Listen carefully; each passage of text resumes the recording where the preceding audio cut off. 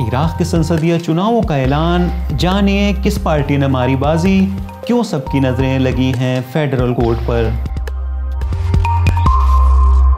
Iraq के राजनीतिक दलों की ओर से शिकायत किए जाने के 51 दिन बाद आखिरकार इराक के संसदीय चुनावों के अंतिम परिणामों का ऐलान हो गया है और देश के मुख्य चुनाव आयोग ने चुनाव जीतने वाली पार्टियों और जीतने वाले 329 सांसदों के नामों का ऐलान कर दिया है।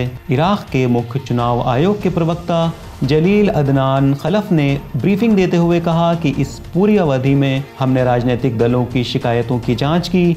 एतराज़ की वजह से 5 सीटों पर कुछ आंशिक बदलाव हुए हैं, लेकिन चुनाव के मुख्य परिणाम पर इसका कोई प्रभाव नहीं पड़ा है। इराक के मुख्य चुनाव आयोग के बयान के अनुसार सदर अलायंस को 72 सीटें, तकद्दुम पार्टी को 37 सीटें, कानून गठबंधन को 33 सीटें, कुर्दिस्तान डेमोक्रेट को 31 सीटें और अल फतह को 18 सीटें मिली हैं, जबकि संसद की बाकी सीटों पर देश की 13 पार्टियों के उम्मीदवारों तथा कुछ पर स्वतंत्र उम्मीदवारों ने कब्जा किया है।